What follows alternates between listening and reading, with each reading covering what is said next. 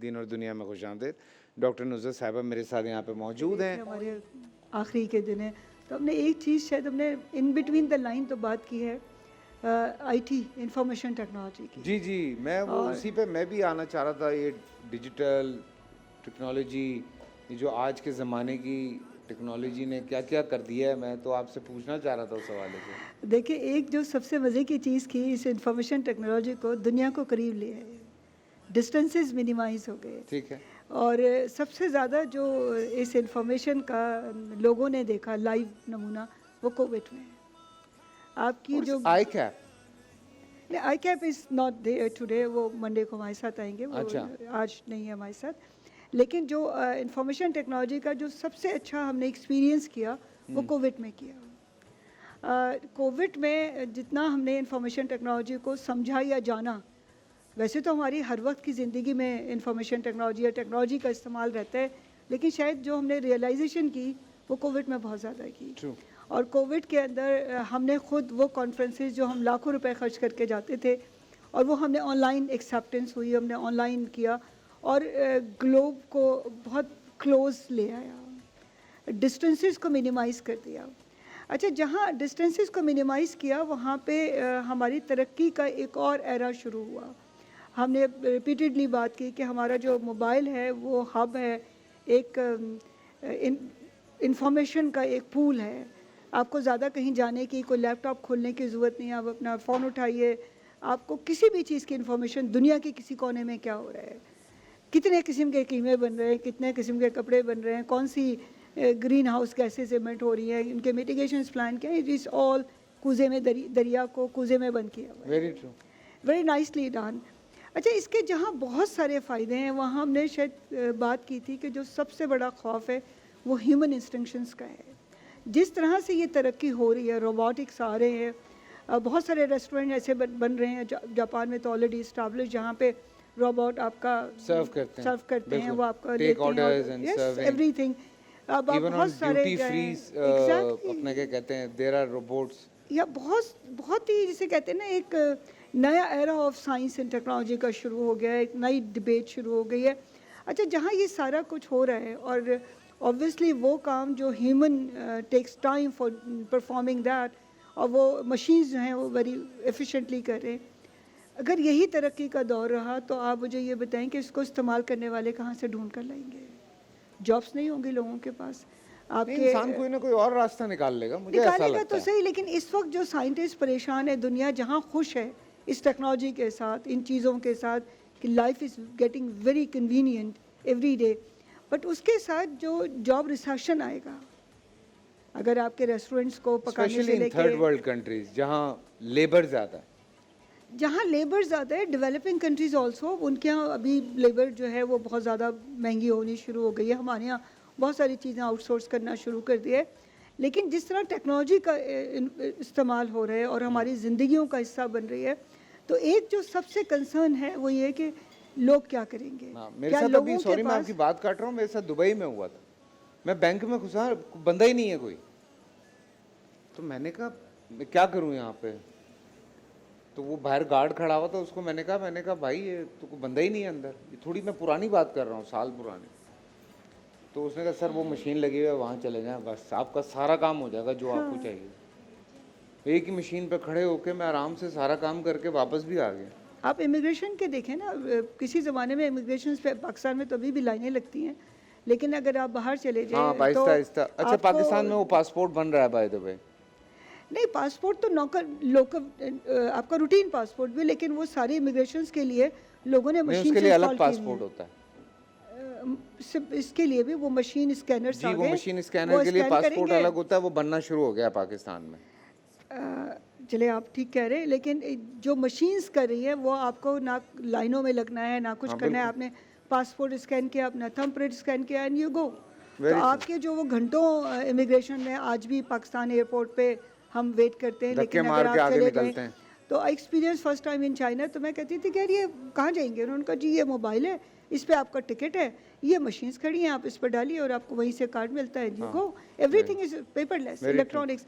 तो उसका सबसे एक तो एडवांटेज ये है कि आप या मोर ग्रीनर, आपका पेपरलेस काम शुरू हो गया है, लेकिन जो एनर्जी इन इक्विपमेंट के लिए यूज़ हो रही है again is not environmental friendly, उसके लिए अल्टरनेटिव ढूंढ रहे हैं।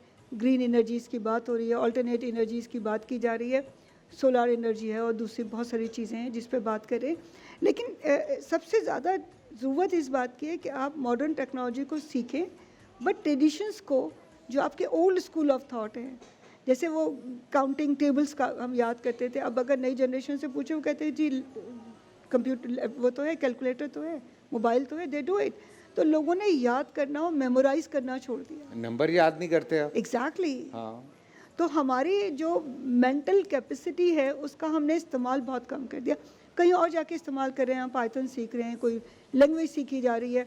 अच्छा, इंटरेस्टिंगली मैं ये कहती हूँ, शायद मैं गलत भी हूँ, शायद ठीक भी हूँ, कि कोविड में जो टेक्नोलॉजी का इस्तेमाल, स्पेशली इंफॉर्मेशन टेक्नोलॉजी का इस्तेमाल, वो एक आम आदमी ने भी किया। हम ये समझते थे कि जो इंफॉर्मेशन टेक्नोलॉजी है वो एक डिफरेंट क्लास के लोगों के लिए है, लेकिन एक कैसे गवर्नमेंट स्कूल में टीचर्स ने सीखा, आम स्कूल के टीचर्स ने ऑनलाइन पढ़ाना शुरू किया, आपके फैमिली में घर में जो ख़वातीन हैं उन्होंने ऑनलाइन ऑर्डर्स करने शुरू जी, किए, बच्चों की आंखों का सत्यानाश हुआ। वो तो कह सकते हैं, लेकिन बहरहाल दे लर्न समथिंग न्यू। हाँ, लेकिन और बच्चों की ये आंखों का बड़ा तैयारी बेड़ा है। गर्क हुआ है, ये माने आप मेरी बात। देखिए बच्चों का बड़े तो बड़े हमने- नंबर्स बढ़ गए हैं बच्चों की आंखों के, देखिए- जिन्होंने कोविड में पढ़ा है। देखिए वो तो आप कहते हैं, लेकिन ये तो पॉजिटिव यूज़ है। हमने शायद याद है बात की थी कि हम पैदा होते ही 2 साल का 1.5 साल का बच्चा होता है, उसके हाथ में मोबाइल पकड़ा देते हैं उसको बहलाने के लिए, उसको बिजी रखने के लिए। तो वो तो हम खुद कर रहे हैं ना, क्योंकि स्क्रीन टाइम आप चेक कर लीजिए, अगर वो पढ़ रहा है 2 घंटे तो 2 घंटे वो मोबाइल नहीं खेलेगा। हाँ। तो we have to check out for screen time कि कितनी देर हम, इंक्लूडिंग आवरसेल्फ, कि हमारा स्क्रीन टाइम क्या है, हम कितनी देर मोबाइल के साथ हैं। तो ये जो टेक्नोलॉजी का जो इस्तेमाल है, this is wonderful, but again जो ह्यूमन माइंड है उसकी सोचों को, उसकी तख्लीक को लाइव रहना चाहिए, उसको ज़िंदा रहना चाहिए। जी, क्या कहते हैं? नहीं, मुझे मिर्चें लग रही हैं, मुझे भी नाक थोड़ी में। सी मिर्चें लग रही हैं गले में। मिर्ची डल रही तो मिर्चें लगेंगी। माशाल्लाह, सदके जाऊं मैं आपके। अच्छा, एक और चीज़ देखिए कि तो दिमाग ही किताबें, बंद हो गया मेरा, अल्लाह की। कीमा जी। पक रहा है आखिर को। एक और देखें, किताबें पढ़ने का रिवाज कम होता जा रहा है। ये जो इंफॉर्मेशन टेक्नोलॉजी ने एक और जो डिज़ास्टर्स मैं कहती हूँ कि जो फिजिकल अखबार अच्छा, या लेकिन मैंने किताबें, दुनिया ट्रैवल कर रहा हूँ, मैं देखता हूँ लोग अभी भी किताबें लेके बस में बैठे होते हैं, सड़क पे भी पढ़ रहे होते हैं। It's not necessary. हमारे यहाँ असल हमारे में यहाँ क्या तो करें वो ना- बेचारे, वो बस में किताब लेके पढ़ ही नहीं सकते। हमारे यहाँ इधर तो झटका किताब ही गई बाहर। तो हमारे यहाँ तो सड़कें ऐसी हैं, बेचारे कहाँ बस में और ट्रेन में बैठ के बस में ना पढ़ेंगे। पढ़ें, घरों में पढ़ सकते हैं, चीज़ें बहुत सारी जगहों आदत पे ही नहीं पढ़ी जा रहती ना। सकती है, लेकिन अभी आदत नहीं है। मैं लाइब्रेरीज खत्म मैंने हो यूके गई में हैं। देखा है, मैंने यूरोप में देखा, पीपल आर रीडिंग बुक्स, हाँ, दे बस लव स्टॉप पे बुक्स। रखे होते हैं आपके मैं अखबार और स्कॉटलैंड चीज़ें। लैंड करता हूँ तो टैक्सी ड्राइवर जो है वो बड़ा सैड था। ग्लासगो की बात बता रहा हूँ, ये अभी 2 साल पहले। तो मैंने कहा why are you so sad, तो वो मुझे कहने लगा कि हमारी स्कॉटलैंड की लाइब्रेरी चल गई है यार, हाँ, and he was so sad.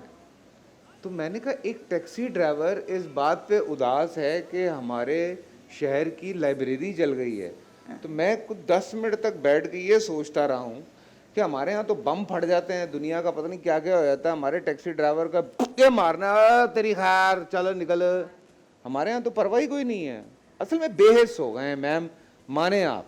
हम अपने मामले में बेहिस हैं, हम अपनी फैमिली के बारे में बेहिस हैं, हम सड़क पे भी बेहिस हैं। अगर एहसास हो ना, आप ट्रस्ट करें, आप अपने बच्चों को इस तरह मोबाइल ना पकड़ाएं।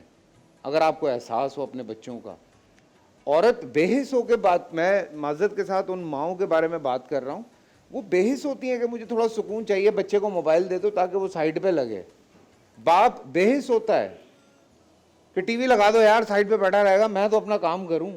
ये ऐसा ही है। देखिए एक चीज़ जो हमें समझनी है, हमारा जो माशरा है बेसिकली वी आर स्ट्रगलिंग। अभी तो हमारी सर्वाइवल की जंग चल रही है। अभी आप पेट्रोल देखें, अभी सुबह हमेशा से नहीं, इस वक्त देखें ना, 70 पहले साल शायद से नहीं ऊपर था। हो गए हम सर्वाइविंग की जंग में ही फंसे हैं। एग्जैक्टली नहीं, ये जो लास्ट कोई 30 years was worse than ever.